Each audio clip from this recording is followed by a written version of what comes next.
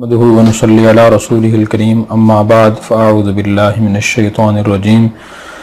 بسم الله الرحمن الرحيم ربنا اني اسكنت من ذريتي بواد غير ذي زرع عند بيتك المحرم صدق اللہ العظیم۔ محترم سامعین،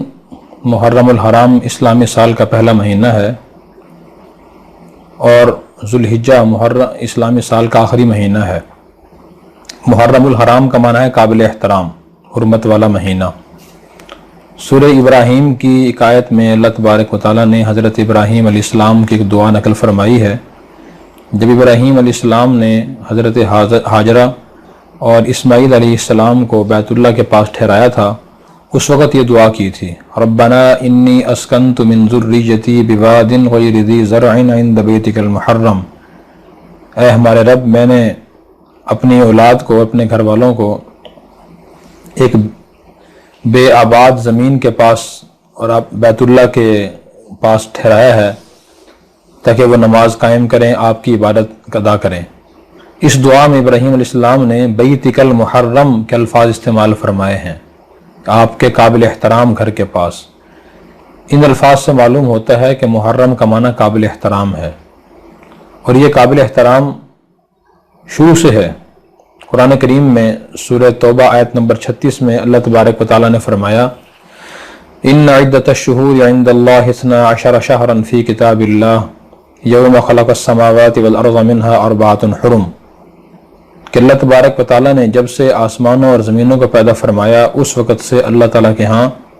مہینوں کی تعداد اور گنتی 12 ہے، ان میں سے 4 مہینے محترم ہیں، قابل احترام ہیں، ان کو خصوصی اہمیت حاصل ہے۔ وہ 4 مہینے یہ ہیں، ذوالقعدہ، ذوالحجہ، محرم اور رجب۔ ان 4 مہینوں کی زمانہ جاہلیت کے لوگ بھی تعظیم کرتے تھے،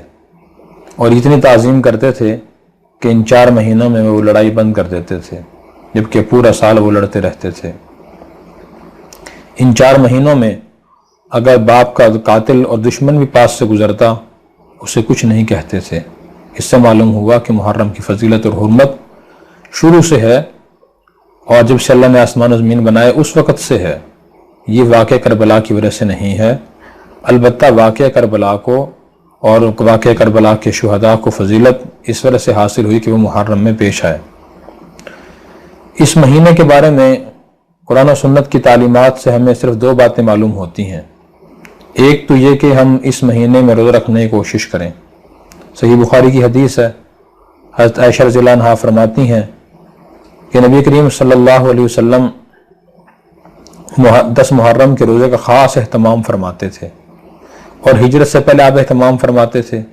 آپ نے دیکھا ہے قریش 10 محرم کو روزہ رکھتے تھے تو آپ بھی روزہ رکھتے تھے، اور رمضان المبارک کے روزوں کے فرض ہونے سے پہلے 10 محرم کا روزہ فرض تھا۔ جب رمضان المبارک کے روزے فرض ہوئے تو پھر آپ صلی اللہ علیہ وسلم نے فرمایا کہ اگر محرم کا روزہ فرض نہیں رہا،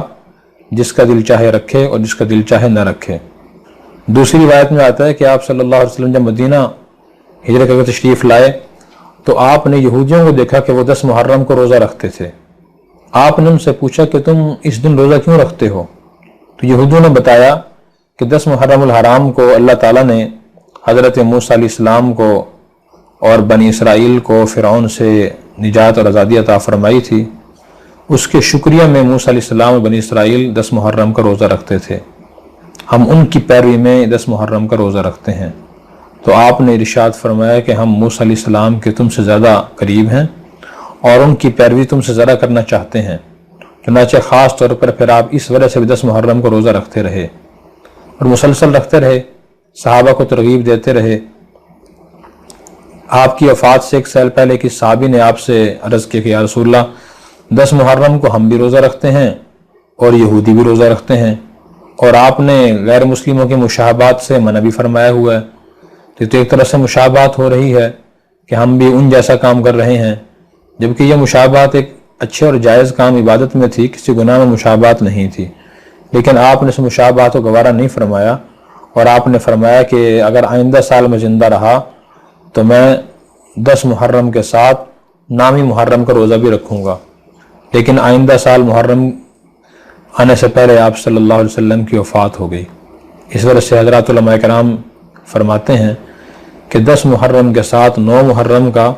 یا 11 محرم کا روزہ بھی رکھنا چاہیے تاکہ یہودیوں سے مشابہت نہ ہو۔ لیکن آج اگر دیکھا جائے تو آج 10 محرم الحرام میں کوئی یہودی روزہ نہیں رکھتا،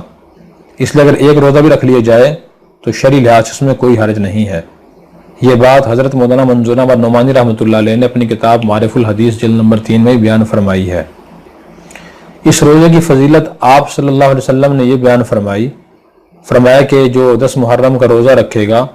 مجھے اللہ کی رحمت سے امید ہے کہ اللہ تبارک و تعالی اس کے گزشتہ 1 سال گناہ معاف فرما دیں گے۔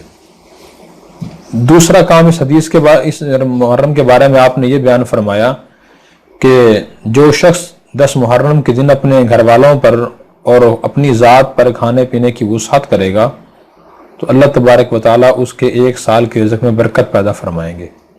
دوسرا ہمیں اس کام میں کوشش کرنی چاہیے کہ اپنی استطاعت کے مطابق اپنے گھر والوں کی حد تک ہم کھانے پینے میں وسعت کریں،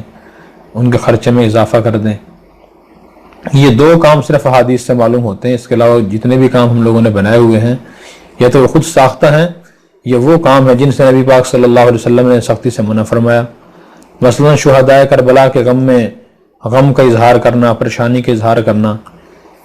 یہ بعض مسلمان بھی کرتے ہیں، یہ دینی تعلیمات کے خلاف ہے۔ آپ صلی اللہ علیہ وسلم نے تو ترغیب دی کہ اگر کسی کا عزیز و قریب فوت ہو جائے اور وہ غمگین ہو، اس کا غم دور کرنے کی کوشش کی جائے، اس کی تعزیت کی جائے۔ تعزیت کا معنی تسلی دی جائے، نہ یہ کہ آدمی کو غم یاد دلایا جائے یا آدمی خود جان بوجھ کے غم کو تازہ کرے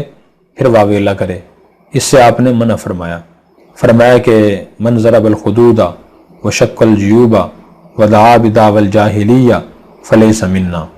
کہ جو شخص پریشانی کی وجہ سے اپنے رخسار پر تھپڑ مارے،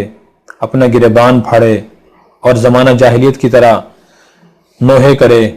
تو وہ آدمی ہم میں سے نہیں ہے۔ اس لیے ہمیں وہ کام کرنا چاہیے جس کا ہمیں دین حکم دیتا ہے، یہ ترغیب دیتا ہے۔ شہدائے کربلا سچی محبت کا تقاضا یہ ہے کہ ہم ان کے مشن کو آگے بڑھانے کی کوشش کریں۔ شہدائے کربلا کی کوشش یہ تھی کہ اقتدار اچھے لوگوں کے ہاتھ میں ہو، ہم بھی اپنی استطاعت کے مطابق جائز طریقے سے یہ کوشش کریں کہ اقتدار ان لوگوں کو دینے کی کوشش کریں جو ملک و ملت کے لیے فائدہ مند ہوں، دیانتدار ہوں، جن میں اس منصب کی اہلیت ہو۔ خصوصاً ہم ووٹ ڈالتے ہوئے اس بات کو مد نظر رکھیں، اپنی جماعت یا اپنی قومیت یا علاقائیت کی وجہ سے ہم کبھی بھی ووٹ نہ دیں، بلکہ اہل اور ذمہ دار شخص کو ووٹ دیں۔ یہ ہماری ذمہ داری، اگر ہم ایسا کر رہے ہیں تو اس سے شہدائے کربلا کی روحیں خوش ہو رہی ہیں، ہم ان کے مشن کو آگے بڑھا رہے ہیں۔ اللہ تبارک و تعالی ہمیں ہر موقع پر دین کی تعلیمات سمجھ کر عمل کرنے کی توفیق عطا فرمائے۔